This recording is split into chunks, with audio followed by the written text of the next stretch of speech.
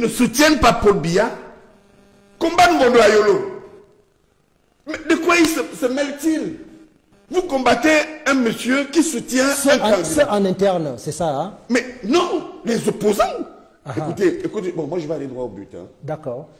Kalis Biala est une amie à moi. Et je vous dis, c'est une très grande dame que je fréquente à Paris. Et qu'elle me fréquente. Elle est une femme de cœur. Mbondo Ayolo est mon ami.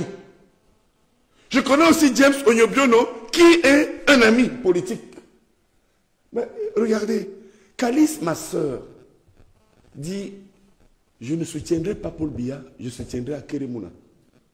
Mais pourquoi elle vient se mêler d'un soutien que Mbondo Ayolo, qui soutient Paul Biya, est en train de mettre en place sur le plan communicationnel? Ça veut dire que c'est une déstabilisation globale, un rejet.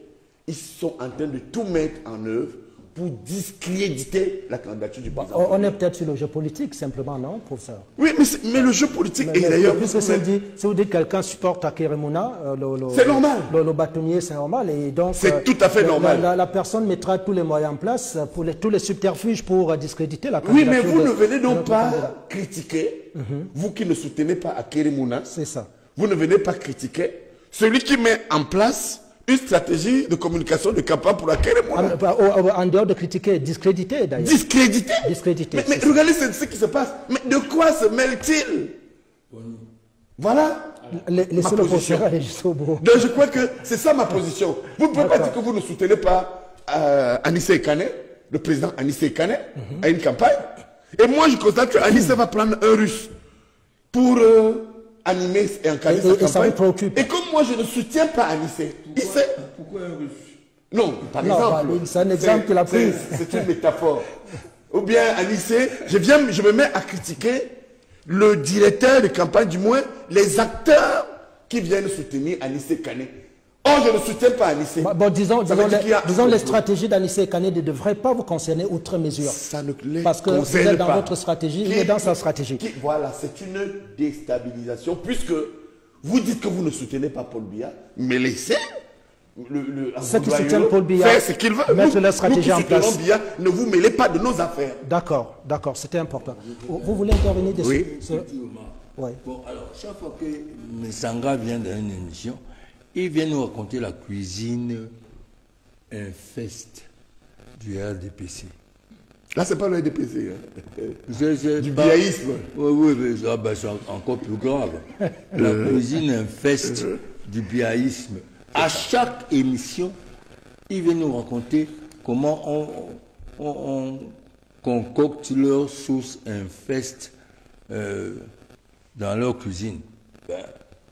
Bon, en ce moment-là, il faut faire une émission. Non, mais il s'agit des faits publics. Oui, Anissé Kane, il s'agit des faits chaque publics. fois que Messanga est là... Non, c'est le journaliste qui m'a posé la question. Non, on a droit aux péripéties de la cuisine infeste. Mais là, n'en voulez pas, Messanga. Vous devez m'en vouloir à moi. Tu lui as posé la question. C'est pas Messanga qui même quand on lui pose pas la question, il est toujours dans cette cuisine. Ok, nous allons très vite passer. Il voulait réagir, le monsieur Dupage, je crois. Non, c'est le journaliste qui pose des questions. Non, mais parce que vous avez semblé j'étais dans la même lignée que le président du Maïden, parce que la question était sur la communication, et puis on allait sur partout. Et puis, on était partout. Les ingrédients de leur sauce. Oui, on était... Brice Momo, je précise, coordonnateur de la part, hein, à part de Célestin Djamé. Si, c'est ça. Oui, monsieur le secrétaire général. Docteur, vous voulez dire un mot? Oui, justement. Secrétaire général du PIORS. C'est ça. Je voudrais, à la suite du professeur Messanga, lui dire que si on va dans sa logique, qu'on ne doit pas s'intéresser à la cuisine ou à la stratégie d'un autre candidat, il doit se lever du plateau. Parce que tout à l'heure, on va parler de l'opposition et il ne devrait pas parler. En restant dans cette logique.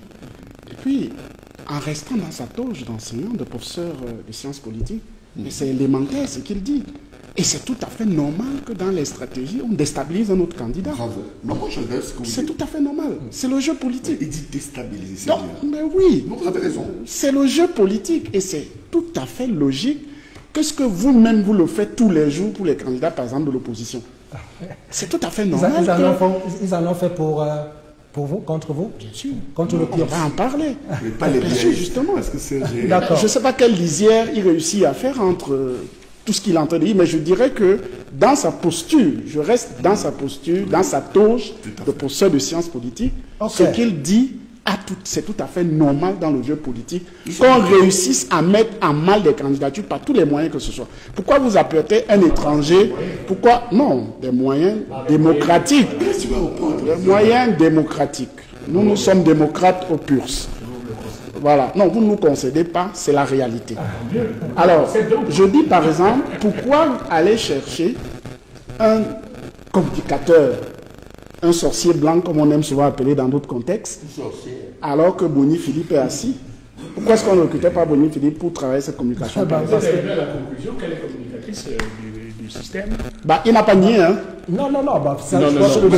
Vous êtes encore tous dans le Et elle a une voix officielle. Le débat n'est pas sur la qualité ou sur le statut. Madame, elle a une officielle. Non, elle soutient à quel Non, c'est pas non. Revenons à la question, à la préoccupation centrale. La dame qui arrive. On vous a dit qu'elle vient dans le cadre de la communication de la présidence ou du chef de l'État. C'est pas la première fois. Vient-elle à l'occasion, son arrivée actuelle est-elle? Vous en avez les éléments objectifs qui vous permettent de l'affirmer? Personne ne l'a affirmé. Donc, dites-le avec vraiment toute la prudence qui caractérise son arrivée ici. Personne ne peut le dire avec précision, sauf pourquoi elle est au Cameroun. Pour l'instant, elle est l'invitée de monsieur le ministre d'État du cabinet civil. Et personne ne sait l'objet de leur entretien, sauf des supputations. Peut-être on est en contexte électoral. Supputons. Ça, c'est important. Et restons dans la logique de la supputation. Ça, c'est important de dire qu'on est en pleine conjecture. Parce que voilà, c'est tout. Ça, c'est recadré comme ça, c'est intéressant. Et même... Professeur, mais c'est un militant du RDPC. Quel est votre souci, monsieur Ikane? Président Ikane, quel est votre souci? Non, c'est pour Est-ce que ce que je dis est intelligible? Non, mais il faut que les choses soient claires. Non, on n'est pas forcément. Quand on ne dit pas des choses qui ne cadrent pas avec vos convictions, on n'est pas forcément du RDPC. Non, mais ça crève les yeux. Qu'est-ce qu'il y a? Président Ikane, vous avez peur du RDPC quelque part? Loin s'en fout. Je suis républicain. Républicain RDPC. Mettez à cela tous les épithètes que vous avez. Oui, absolument. D'accord, essayons d'avancer. Alors, voici, je propose que la réalisation, Daniel Feugue nous affiche à l'écran la déclaration du groupe de Douala. Je vais la lire, parce que c'est important qu'on entre dans le débat sur l'opposition à travers ça. Vous dites qu'on entre dans le débat sur l'opposition avec cette actualité sur le groupe de Douala. Est-ce que nous l'avons?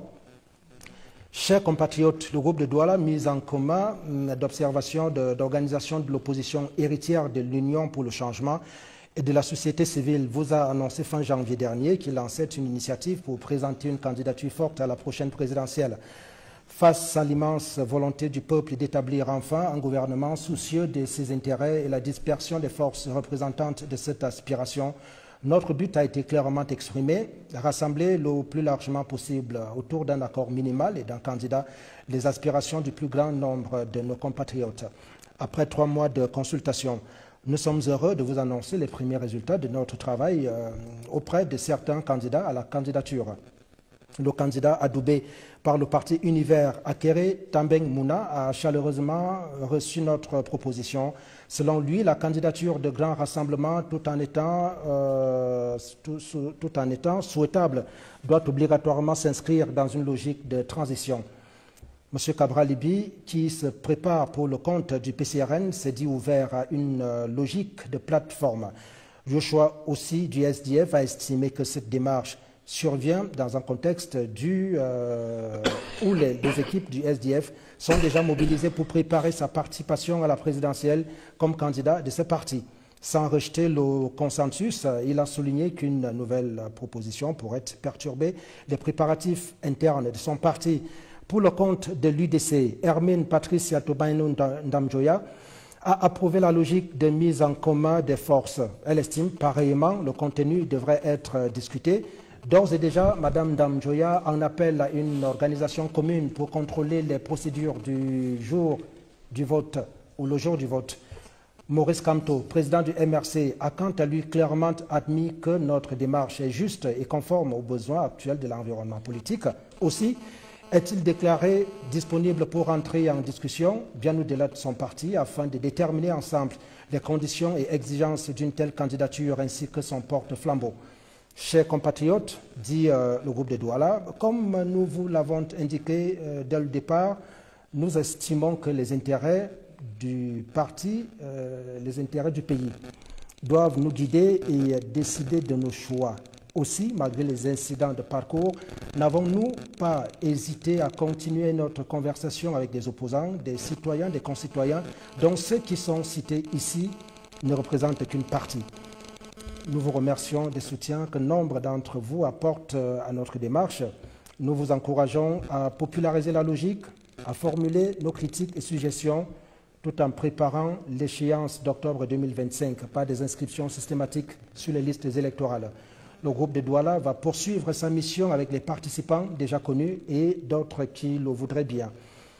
Encore une fois, nous disons que le succès du combat pour le changement dépend de la clarté et de la popularité du programme de renversement du RDPC, de l'inclusion qui caractérisera notre offre, gage du poids que vous mettrez dans la balance pour qu'enfin notre pays change pour le bien de la majorité. Fait à Douala le vendredi 2 mai 2025. Pour le groupe de Douala, c'est signé Cyril Sambaka et Anissé Ekane. Et le titre? Déclaration, le groupe de Douala ira jusqu'au bout de son objectif. Et donc nous sommes avec vous, Anissé Ekane. Votre initiative a été interdite. Vous aviez une conférence de presse prévue vendredi dernier. Elle a été interdite par le sous-préfet de l'arrondissement de Douala 1er, M. Arnaud Gap. Qu'est-ce qui est la cause de l'interdiction? Vous avez un groupe de travail. Je précise que le motif avancé par le sous-préfet, par l'administrateur civil principal, c'est... Qui est passé à l'ENAM. Oui, bien sûr, c'est un énamia. C'est un énamia. Le motif, c'est défaut d'existence légale de votre mouvement. D'accord. Voilà. Bon, d'abord, il n'a pas interdit notre initiative. L'initiative du groupe de Douala dépasse de loin un préfet d'un arrondissement. Bah, l'initiative dépasse... Un sous-préfet. L'initiative dépasse le sous-préfet? De loin. Le commandant d'une circonscription? L'intérêt du pays dépasse de loin les élucubrations d'un sous-préfet. Le sous-préfet défend aussi. Pardon? Il y a une question dans sa portion de territoire. Mais nous, on parle du pays, vous parlez du territoire. C'est une initiative pour le pays. La deuxième chose, bon, il n'a pas donc interdit l'initiative parce que nous irons jusqu'au bout. Troisième chose, pour ceux qui ont vécu les années 90, c'est rien ça, par rapport aux obstacles que l'Union pour le changement avant l'association, après l'association des partis politiques de l'opposition ont traversé. C'est rien du tout. C'est de l'esbrouf.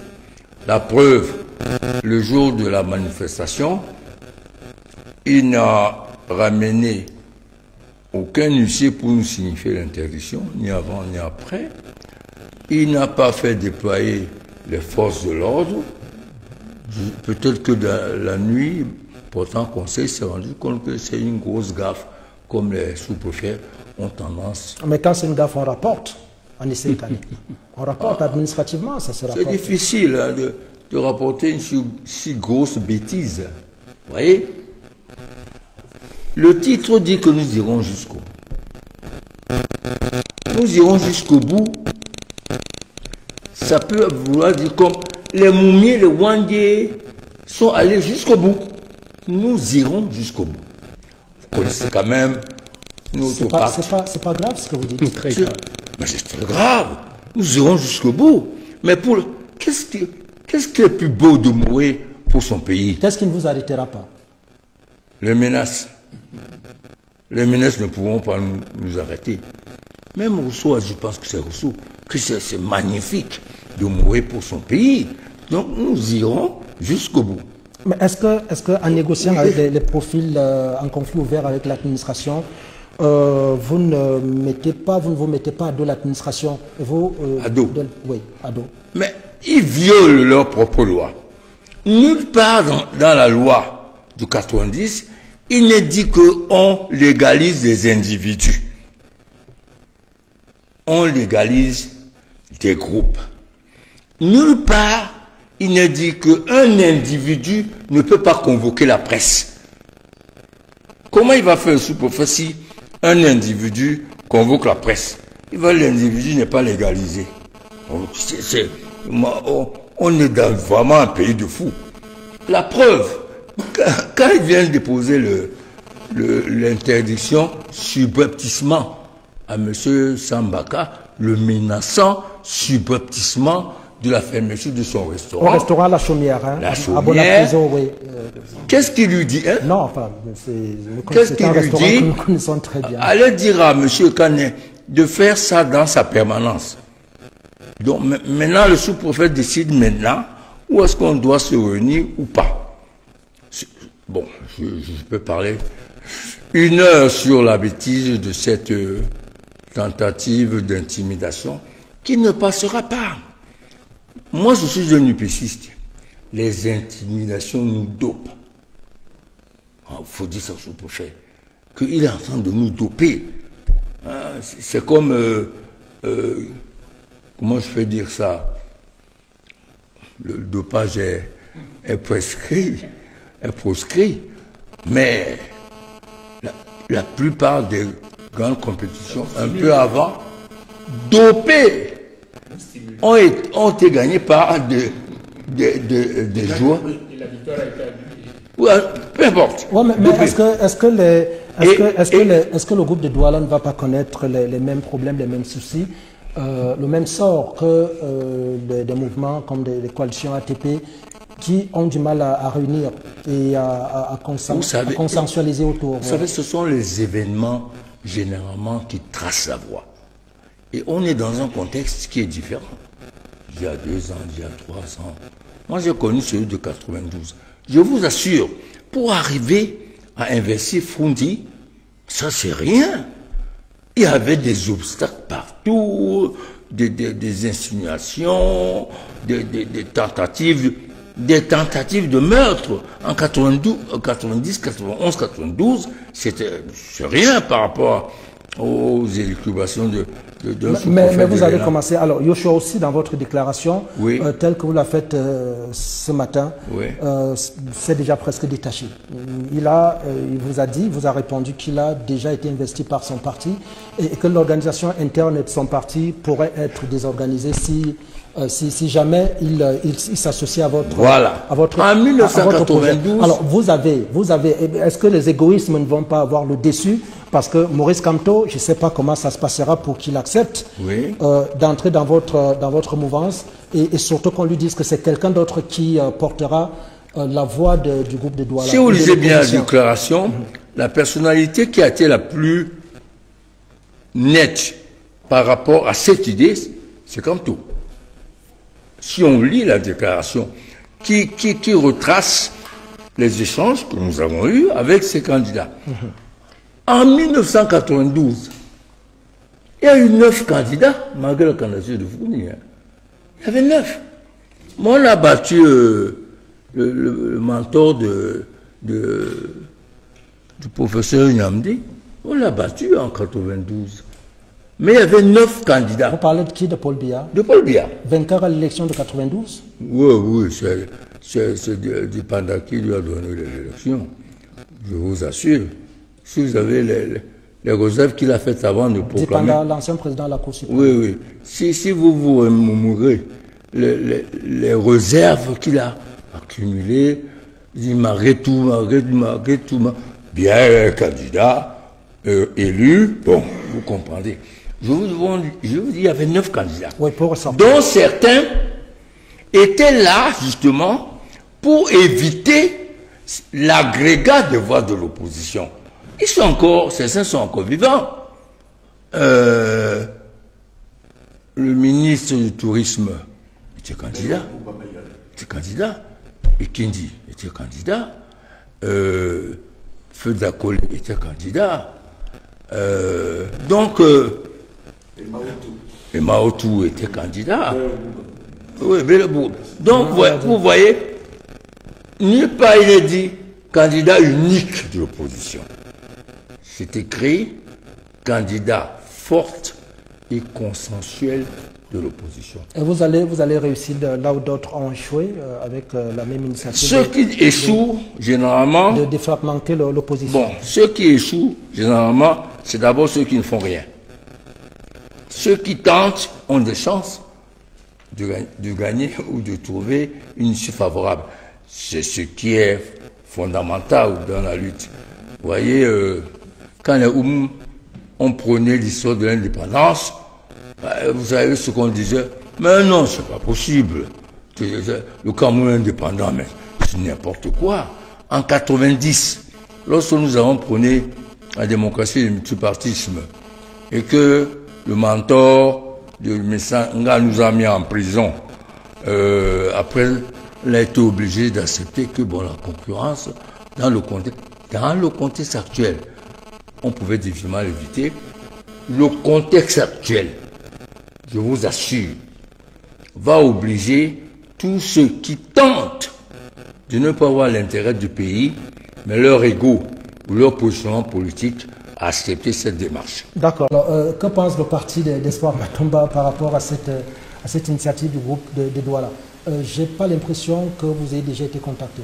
Sinon, on serait dans la déclaration.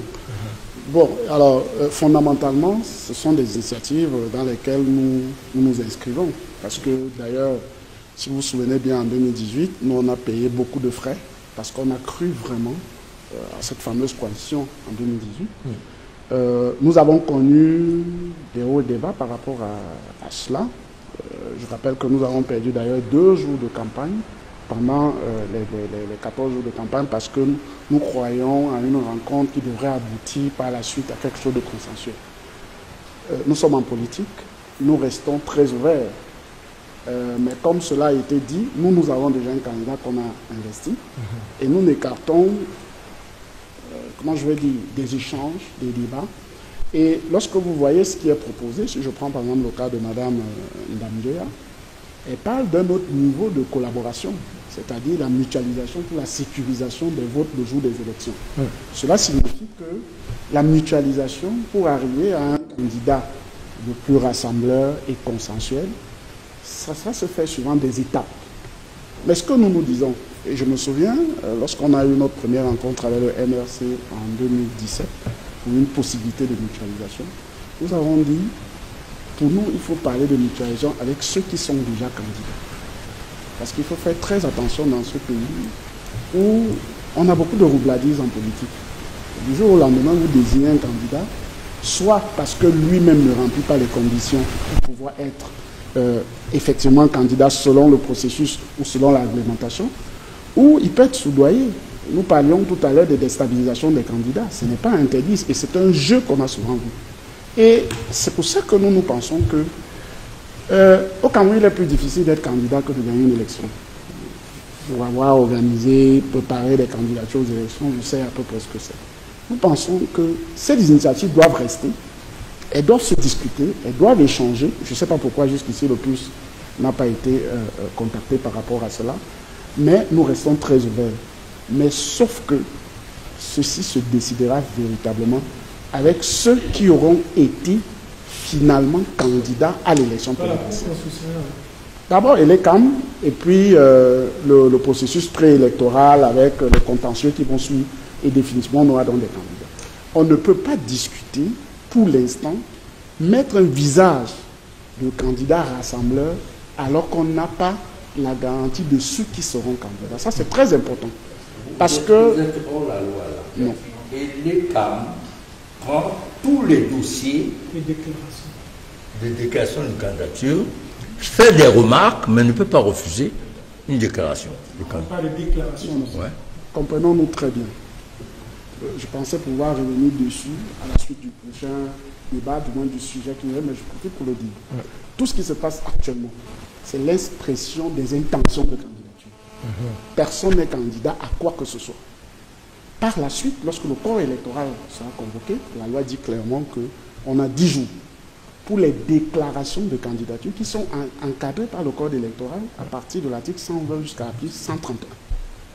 Et c'est en ce moment, la loi est claire, on dépose les candidatures à la direction générale ou aux démembrements régionaux de Election Cameroun. C'est le conseil électoral qui examine les candidatures et publie la liste selon les conditions prévues par la réglementation. Et s'ensuit donc un contentieux préélectoral pour ceux qui estiment que le conseil électoral, les raisons qui sont prononcées dans la lettre de rejet ne sont pas pertinentes et ils vont au conseil constitutionnel.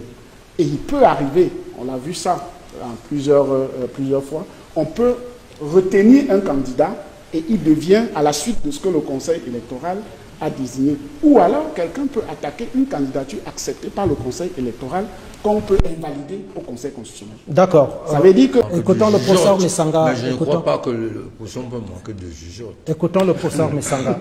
Est-ce que vous pensez que l'initiative du groupe de Douala soit crédible, professeur? Oui, il faut faire attention. Pour comprendre ce qu'ils sont en train de faire, il faut être un vieux briscard politique. Et ce qu'ils font là est très, très fort et dangereux pour le régime. Parce que, vous savez, les jeunes personnes engagées en politique, qui n'ont pas une histoire politique de combat, ne peuvent même pas imaginer ce qui est en train de se préparer. Mais c'est un tsunami qui peut faire tomber le régime si on n'y prête pas attention. Pour deux raisons. Une élection présidentielle au Cameroun repose sur deux types d'instruments stratégiques. Le premier instrument de l'élection présidentielle est politique. La volonté de se mettre ensemble à l'effet de faire face au candidat Paul Biya, appelons-le ainsi. Et puis je voudrais corriger quelque chose dans le reportage d'Adalem ici. Il a dit le candidat naturel. Non. C'est le candidat statutaire. Vous savez, naturel, c'était une approche incertaine que certains pushistes dans le parti du président avaient mis en place à l'effet de vouloir écarter Paul Biya. Or, quand on parle de statutaire en droit, ça renvoie au statut. L'article 27. Qui s'appuie sur les textes. Sur les textes. L'article 27, alinéa 3, fait du président national du parti le candidat à l'élection présidentielle. Alors, vous voyez, les gens disent qu'ils attendent le Congrès, mais non, ils ne peuvent même pas avoir le Congrès, mais les stratégies, les statuts politiques du RDPC font jusqu'à preuve de contraire du président Paul Biya le candidat de ce parti à l'élection présidentielle. Donc, la stratégie politique, Anissé l'a dit, je vous assure, pour ceux qui ont vécu les stratégies de 92, je me rappelle, à l'époque, je devais avoir 25 ans, on a été tous sonnés. J'étais le patron du parti à Paris. Nous étions à Yaoundé avec l'ENCO et tout. Partout, on nous disait, ah, mais c'est un libraire. C'est un homme qui n'a pas été à l'école pour gagner. Mais ce qui nous a échappé, parce que nous étions accrochés aux fonctions de pouvoir ou de décision, où vous voyez les gens s'agiter. Oh, on a nommé tel membre du comité central. On a nommé tel délégué permanent. Oh, l'autre, mais ça ne vaut rien. Qu'est-ce qui va le chuter pour certains? Rien du tout. Donc, il faudrait des commandos politiques, surtout à cette élection. D'ailleurs, vous allez voir que l'absence de stratégie politique de l'opposition leur a longtemps fait défaut après 92. Je peux vous donner des chiffres. Vous allez voir que en 92, le président a difficilement obtenu 36%. En 97, non, il a difficilement obtenu 39%. C'est mon boulot. Bien sûr. 39. C'est mon boulot. Oui, 39. Oui, 39. Il fondu 36. C'est ça. Oui, vous avez raison. En 97, bon, erreur, merci beaucoup, Dieudonné Somba. En 97, je vous donne des chiffres. Le président a obtenu presque 95%. En 2004, et c'était sans une alliance préparée par l'opposition. Il est remonté. On a vu comment cette élection s'est passée. Président Paul Biya, premier, Fundi, deuxième, Damdjoua, troisième, etc. En 97, sans une coalition de l'opposition, vous allez voir que le président à lui tout seul a fait 70%. Et quand vous remontez, je vous donne des chiffres, ceux qui sont sur Internet la vérifier, nous on travaille. Et quand vous remontez en 2011, rebelote. En 2018, rebelote, il a 71%. Sans une stratégie coalition commune de l'opposition. C'est ça. Mais de quoi les gens parlent? Ce qu'ils font là, moi je dis que c'est le réveil. Et donc c'est pour dire quoi Ça veut dire que je vous ai dit que pour gagner une élection, une coalition présenterait un je dis bien qu'il y a deux instruments. Pour ceux qui nous écoutent. L'instrument politique, ils sont en train de le mettre en place. Le deuxième instrument, je vais terminer là.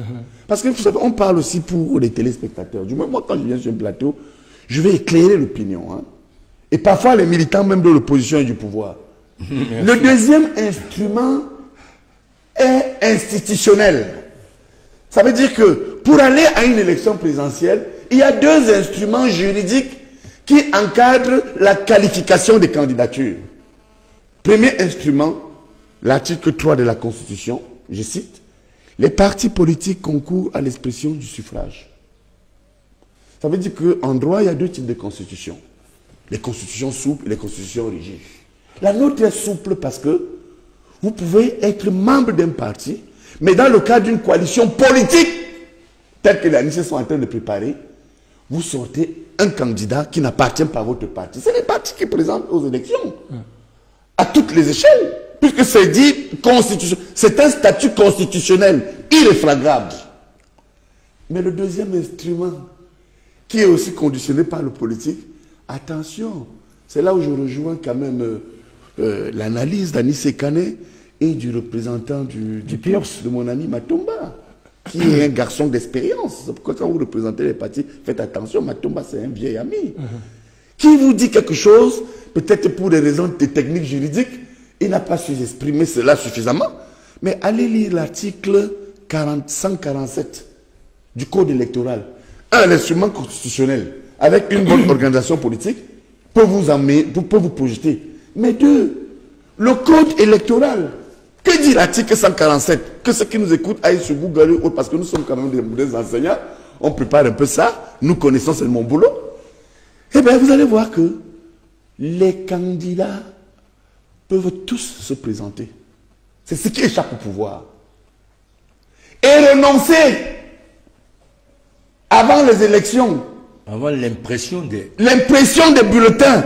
Je vous dis que ce qu'ils font là est grave. Ça veut dire que j'entends des gens dans le système, dans le régime, qui disent non, non, non, l'opposition ne s'attend pas. Mais vous ne lisez pas les textes. D'ailleurs, vous avez vu sur le plateau, le RDPC, en tant que représentant politique, n'a plus de gens forts. Ils sont faibles. C'est complotistes. C'est les biaïstes qui sont en train de prendre le relais. Et si vous prenez cet article 147, vous allez voir donc ils peuvent, avant impression des résultats, ça veut dire quoi? On a déjà validé tous ceux qui sont inscrits. Le code électoral sait déjà que on a rejeté telle candidature, prescrit, et on a retenu telle candidature. Étant déjà qualifiés, donc avant l'impression, ils se disent que bon voilà, on prend une seule personne. Il faut faire attention. Les gens ne comprennent pas la politique, et je conclus techniquement, et avec autorité toujours, hein. Parce que je combine à la fois ma casquette, ma toge et mon engagement de militant politique. Prenez un dernier article. Prenez l'article 121 du Code électoral. Bon, si, du point de vue du premier instrument qui est la Constitution, sont les partis, vous pouvez aussi aller aux élections en obtenant 300 signatures. Article 21 du Code électoral qui prescrit que dans chaque région, si vous cumulez 30 signatures données par les membres du corps consulaire, c'est-à-dire les membres de la Chambre d'agriculture, c'est une chambre consulaire, les membres du Conseil constitutionnel, effectivement, les députés, les élus, députés, les conseillers, etc. Vous pouvez partir. Alors je termine et je conclue. L'autorité n'a pas intérêt à faire instruction à cela. On a encore l'expérience politique de 92. Qu'est-ce qui fit la force? Et le président a été mal à l'aise. Pourquoi? Pour deux raisons. Un, ils ont mis Monga en prison. Deux, ils ont mis Yondo Black en prison. Deux, ils ont bousculé l'Anis Kane, qui, je me rappelle, j'avais mes bons yeux. Anis courait dans la rue. Je me rappelle, j'étais sur le terrain parce qu'il y avait les jets d'eau qui arrivaient. Mais ça n'a pas empêché que le Paul Biya soit mis mal à l'aise. Battu. Vous comprenez? Battu, moi je suis un légaliste. Bon, alors vous comprenez que faites donc attention parce que ce qui est en train de se passer là relève donc de deux stratégies bien pensées. Mais Anis, faites attention, c'est un vieux bruscard, ce monsieur est dangereux en politique. Donc il faut tenir compte. Il faut faire attention à ces... Oui. C'est pas, d'abord, c'est un privilège de l'avoir sur le plateau. Bien sûr. Un débat politique. Surtout, non, dangereux positivement. Bon, si que tu peux faire tomber vous êtes un acteur, vous n'êtes pas un acteur de quartier. Et ça, en plus, vous êtes un acteur communiste. sérieux. Et puis, vous avez joué, vous avez été au front. Donc, lorsque nous sommes invités sur ce type de plateau pour rappeler l'histoire et construire la nouvelle histoire, nous sommes heureux de dire des choses pertinentes, comme l'a dit le PUR. Bon, oui,